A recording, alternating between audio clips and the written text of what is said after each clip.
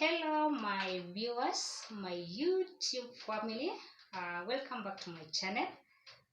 Today is another day that the Lord has given unto us, and it's my hope that you are doing well, and I'm doing well too.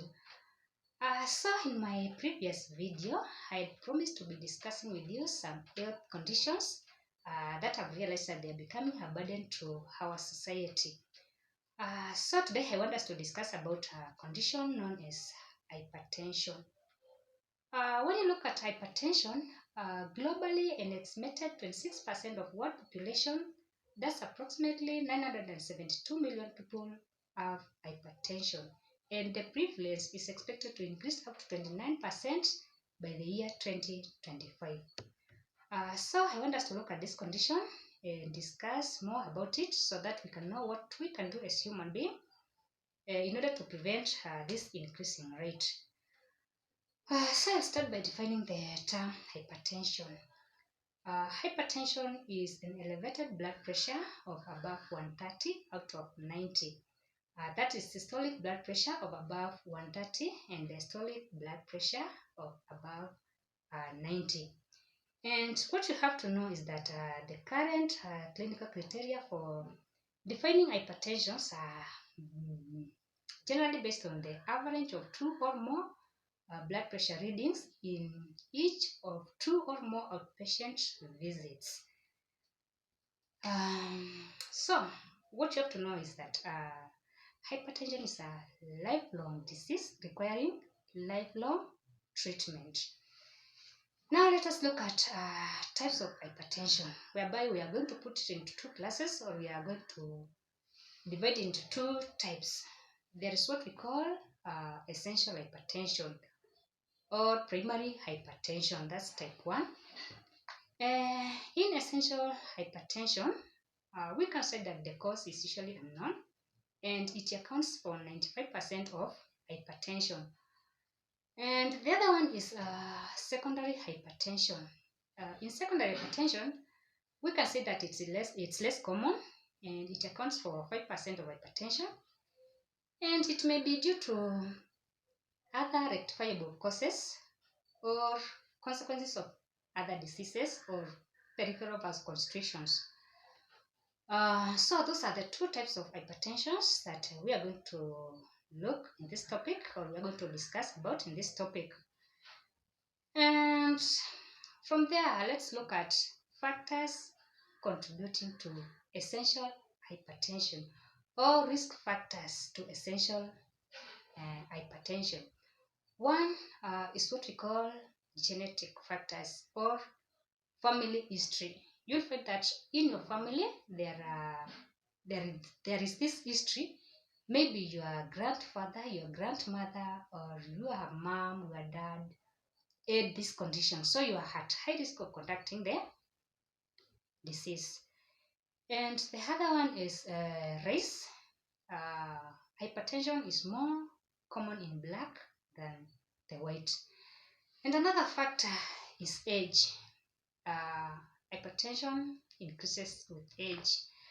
For instance, we can say that male are above 55 years and female above 65 years are more prone to this condition. Another factor is excessive salt intake. Those of you or those of us that like a lot of salt, be assured that we are at risk of developing hypertension. And another factor is obesity or being overweight. This can also lead to developing of hypertension. We also have another factor, that's the gender. So when you look at hypertension, you find that men are more affected than female. So the male gender is at higher risk than the female gender. We also have another factor known as insulin resistance. Most of those who have diabetes type 2, that is what we call insulin resistant. If you have insulin resistance, you are at risk of developing hypertension. We also have drugs that can make you develop hypertension. Drugs such as oral contraceptive pills, drugs like NSAIDs, drugs like steroids, and so on. So those can still uh, lead to development or developing hypertension. So those are some of the risk factors. And also don't forget smoking can still lead to that. Lack of exercise can still lead to hypertension and so on. So those are the some of the risk factors that can lead to development of hypertension. Now let us look at the causes of uh, secondary hypertension. So as we had said earlier, it can be secondary hypertension can be due to consequences of other diseases. When we look at the causes of secondary hypertension, uh, they are of different or there are many causes. For example, we have what we call renal causes. Maybe you may be having acute glomerulonephritis, chronic glomerulonephritis, or chronic renal failure. So those are the renal causes. So you can still uh, conduct or develop hypertension. And another one is or another cause of secondary hypertension is what we call endocrine causes. Things like Cushing syndrome, hypothyroidism, acromegaly, and so on. Another cause of secondary hypertension cardiovascular abnormalities like the coarctation of aorta and so on. We can also have other factors like neurologic factors, whereby you can find things like increased intracranial pressure, acute stress, and so on. So those are some of the causes, or some of the causes or some of the conditions that can cause secondary hypertension. Uh, then from there, let us look at how to diagnose, or how will you know that you are developing hypertension or you are at risk of getting hypertension. One, I would like us to look at the stages of hypertension, or we are going to categorize hypertension according to systolic or the range of systolic blood pressure and the diastolic blood pressure. So we're going to look at a number of categories, or we are going to categorize individuals into different categories. So there are these individuals that are normal. So how can you know that you are normal when you check your blood pressure? So in the normal, you will find that the systolic blood pressure is between 90 to 119, and the diastolic blood pressure is between 60 to 79. So if your blood pressure readings lies between those ranges, you are normal. You don't have the disease. And the other category is what we call pre-hypertensive. In the pre-hypertensive, you'll find that the systolic blood pressure is between 120 to 139, and diastolic blood pressure is between 80 to 89. And in this category, what I would like you to know is that we cannot say that this person has developed the disease, but he or she is at a very high risk of contracting the disease. So when you take your blood pressure and find that you are lying between these ranges, know that you are at high risk of developing the disease. So you need to do something before you develop the disease. And the other category is hypertension type 1. This means that you have already developed the disease. So the systolic pressure, systolic blood pressure, will range from 140 to 159, and the diastolic blood pressure will range from 90 to 99.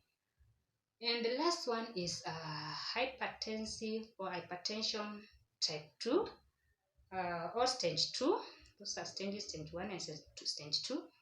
So in hypertension step 2, you'll find that the systolic blood pressure is above 160, and the diastolic blood pressure is above 100. So at that point, you'll know that you have the disease and you have the condition and it's worsening.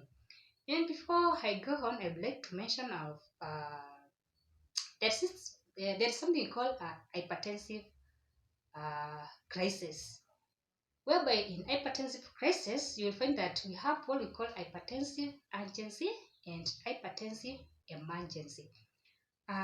In hypertensive urgency, you'll find that the blood pressures are above 120, not 120 but 210 out of 120. That is systolic blood pressure of above 210 and diastolic blood pressure of above 120. So the patient might be asymptomatic and there is no organ failing or target organ dysfunction. So lowering or rapid lowering of blood pressure in this situation or in hypertensive urgency is not of much benefit. And the other one is hypertensive emergency. In hypertensive emergency, this is whereby I like to mention the drug of choice because it's a severe case, it's an emergency case, whereby you find that the systolic blood pressure is above 220 or 220, 210, sorry, and the diastolic blood pressure is above 120. So in this condition, you will find that there is progressive organ dysfunction. This is whereby you'll find that patient is complaining of visual problems, I can't see well, or the patient may have acute renal failure, may have heart failure, and so on. So in this case, a rapid lowering of the blood pressure is very beneficial. And that's where I have said I mentioned the drug of choice because this is an emergency case. The drug of choice we normally use in this hypertensive emergency is what we call labetalol. So that's the drug of choice for this condition. So that's something I wanted to mention so that you can be aware of. The other thing is I would like us to know, how will you know? Okay, you have never developed this disease. So how will you know you are developing the disease or something is happening? Something that's leading to the developing of this disease is happening, or you have something telling you that there's something wrong. One thing, there are what we call symptoms. These symptoms are, okay, as an individual, you will realize that you are becoming hypertensive or you are at risk when you experience the following symptoms. One is headache. Headache, which is more in the occipital, that's the back part of your head. So when you realize that you have this occipital headache, something has to ring into your mind. And another thing is tinnitus or ringing in the ears. You'll feel like something is ringing in your ears. That's what we call tinnitus. And the other thing is that you may have epistaxis or what we call nose bleeding. So with those things, you can still know that something wrong is happening. You can also experience what we call palpitations or fast heart rate. You feel that your heart is beating at a very high rate. So when you experience such things, there is need for you to go and see the doctor. Visit hospital so that the doctor may do some investigations, may take your blood pressure. If at all you don't have a blood pressure machine at your home, you go to the hospital, let the doctor do the investigations, and he will tell you what's exactly happening.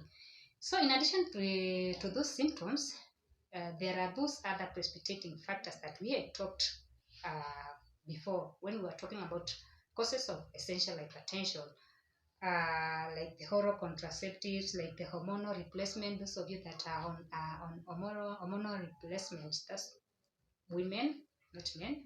So those of you that take a lot of salt intake, those of you that drink excessive alcohol.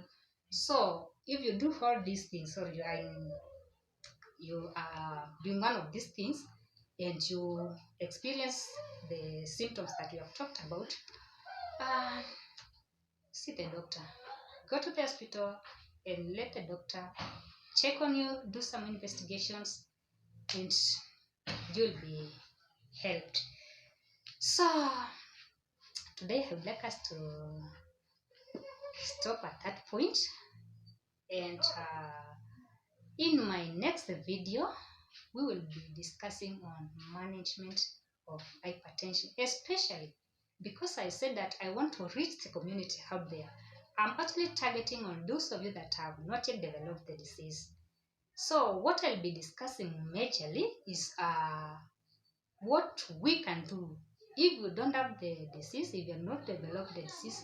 What can you do so that you may decrease the chances of developing the disease?